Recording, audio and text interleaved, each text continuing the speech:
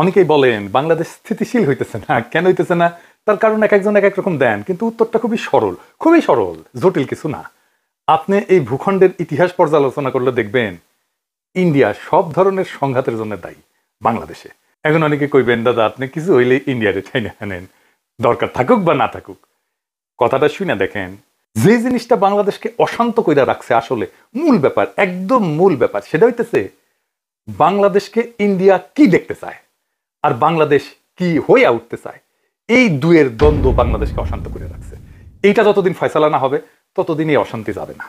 বাংলাদেশে ইন্ডিয়া আসলে কি চায় আর কিভাবে চায়, এই দুইটা প্রশ্নের উপরে নির্ভর করতেছে আপনার বোঝাপড়া বাংলাদেশ কেন অশান্ত থাকতেছে আর কেনই বা খুব সহসা এই অশান্তি থেকে স্থিতিশীল হওয়ার সম্ভাবনা নাই। কেউ কিছু মনে করেন না, আমার এই কথা শুনে আবার কেউ হতাশ হয়ে যায় না, কিন্তু এটা বাস্তবতা। বাস্তবতাকে মোকাবেলা করাটা ভালো। এই দুইটা প্রশ্নের ফয়সালা করেন, বাংলাদেশ শান্ত হবে, স্থিতিশীল হবে। এই জন্য এই দুইটা প্রশ্নের উত্তর সমস্ত রাজনৈতিক দলকে দিতে হবে। সেটা হইতেছে ইন্ডিয়া প্রশ্নে, ইন্ডিয়ান নীতির প্রশ্নে আপনার অবস্থানটা কি, এটাতে পরিষ্কার করতে হবে। আপনি কি জানেন কিনা ইন্ডিয়া আসলে কি চায় বাংলাদেশে? আসেন একটু বুঝে দেখি। বাংলাদেশে ইন্ডিয়া সেটাই চায় যা হাসিনা তারা দিচ্ছে, সোজা হিসাব। আর বাংলাদেশে হাসিনার মতো একটা সরকার চায় যে বাংলাদেশের নানা ইনস্টিটিউশনের মাধ্যমে বাংলাদেশকে একটা ভারতের অধীনস্থ কররাজ্য হিসেবে টিকায় রাখবে। রাষ্ট্র হিসেবে না, একটা রাজ্য হিসেবে। সেখানে নাগরিকরা ভোট দিতে পারবে না, রাষ্ট্রে কোনো ইনস্টিটিউট বা প্রতিষ্ঠান থাকবে না, আদালত থাকবে না, থাকলেও সেটা আজ্ঞাবহ। নির্বাচন কমিশন থাকবে না, থাকলেও সেটা আজ্ঞাবহ, যা বলবে সেটাই করবে। পুলিশিং থাকবে না। পুলিশিং মানে হবে ধরো, পিটো, মারো, খাও, ঘুষ খাও, এটাই হবে পুলিশিং। ব্যুরোক্রেসি থাকবে না। মানে একটা রাষ্ট্র হয়ে ওঠার জন্য যা যা দরকার তার কিছুই থাকবে না। সিভিল সোসাইটি থাকবে না, মিডিয়া থাকবে না স্বাধীন।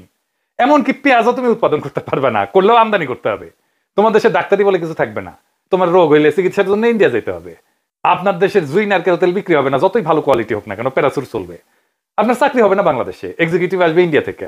বিয়ার বাজার, ঈদের বাজার আপনি করতে যাবেন ইন্ডিয়ায়। ঈদ করবেন কিন্তু গরু কোরবানি দিতে পারবেন না। সি আপনি এত খারাপ, রক্ত পিপাসু, গরু কোরবানি দিতেছেন, পশুপ্রেমিক হয়ে যাবে সবাই। আপনি পায়জামা পাঞ্জাবি টুপি পড়তে পারবেন না। আপনি মাদ্রাসায় বাচ্চাকে পড়াইতে পারবেন না। আপনার মসজিদে ঢুকে পেটানো হবে। ফিলিস্তিনের আল আকসা মসজিদের মতো আপনার বাইতুল মোকাররমের চারপাশে থাকবে পুলিশের ঘেরাও। আপনাকে কাঁটাতারে ঘিরে রাখা হবে, তারপরেও নিয়ম করে আপনাকে মাইরা কাঁটাতারে ঝুলাই রাখা হবে বর্ডারে। আপনার নদীতে পানি আসবে না, কারণ সব নদীতে বাদ দিয়ে রাখবে আন্তর্জাতিক আইন অমান্য করে। বর্ষা আবার ভালোবেসে বাদ খুলে দিবে, বাসায় দিবে। আপনি চাষের পানি পাবেন না, ফসল ফলাইতে পারবেন না। নদী শুকায় যাবে, হাহাকার হবে, পানির স্তর নিচে নেমে যাবে। আপনি পাম্প বসায় পানি তুলবেন, এই কাজ করতে গিয়ে আপনি ভূগর্ভস্থ পানিতে মারণ বিষ আর্সেনিক মিশাই দেবেন।